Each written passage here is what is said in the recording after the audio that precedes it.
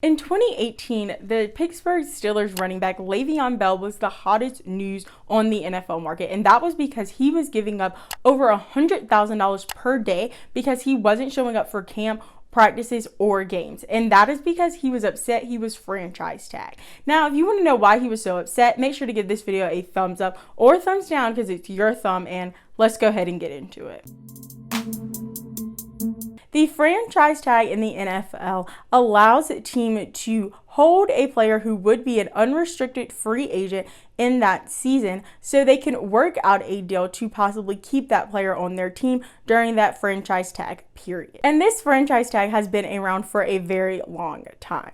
It started in 1993 when it was created to help smaller market teams keep those big name players and figure out a way how to keep them on their team. Now, that is not the case anymore, as you know, in the NFL. If you want to know more about how much money the NFL, even the small market teams make sure to check out this video right here where I talk about all of that and more. But since that is no longer the case in the NFL, players still don't understand why this franchise tag still exists. Even though a lot of players have benefited from this franchise tag and were able to stay with their team, as Shaq Barrett not only was franchise tagged in the 2020 NFL season, but he was also a major key part of them winning the Super Bowl that year, and he was able to negotiate a new contract with the Tampa Bay Buccaneers in the offseason. When it comes to the NFL franchise tags, there are 3 levels of these franchise tags. There is exclusive, non-exclusive, and transition tags. When we talk about exclusive tags, these are the ones where players are not allowed to talk to other teams. They basically just have to deal with being tagged, and they really have no wiggle room to move. Non-exclusive tags basically give the athletes the right to negotiate and accept offers from other teams.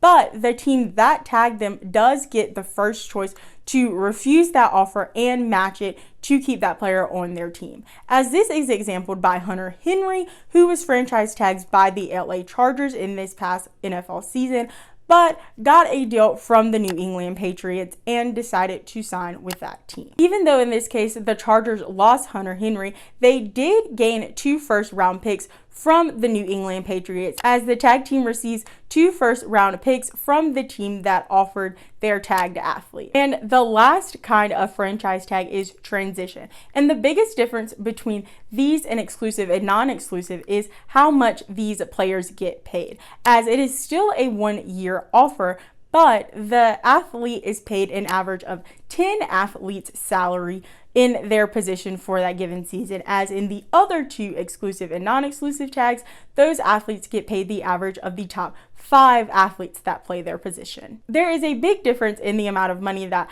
non-exclusive franchise tag players make and exclusive franchise tag players make, as the non-exclusive franchise tag players do make the average salary of the top 5 athletes in their position in that particular season. But that number can be adjusted by the NFL salary cap when it is determined in April. This does not apply to exclusive franchise tag athletes, as their salary is just solely based on the top 5 average salaries in their position for that year. A common question when it comes to franchise tags are, do these athletes have to sign the franchise tag? They can say no, but saying no basically means that they can't play in the NFL that season until the franchise tag period is over, because they do still have that franchise tag on them, which means they can't go play for someone else. There are a few rules when it comes to NFL franchise tags. A player can only be franchise tagged 3 times, and it is very uncommon to see a franchise tag player go that far, as each year they are tagged, it costs the team more money than the previous year. Because on the first year of a franchise tag, it is that average top 5 salary of the athletes that play their position. But in the second year, it is 120% of that average top 5 salary of that year. And in the third year of that franchise tag, it is 144% of the second year's 120% of that top 5 athletes' average salary. So basically, they don't want to keep players on franchise tags in the sake of a team or a business, because it just long runs ends up costing the team more money than it would be to sign a long-term deal. And in the case of Levon Bell, he could have been franchise tagged in the year 2019 as well, but it would have cost the Steelers $25 million just to have someone on their team that didn't really want to be there. So that is why they let him go after the 2018 season, which was his second year being franchise tag. And that $25 million was significant because the franchise tag player salary does count against a team's cap in the NFL salary.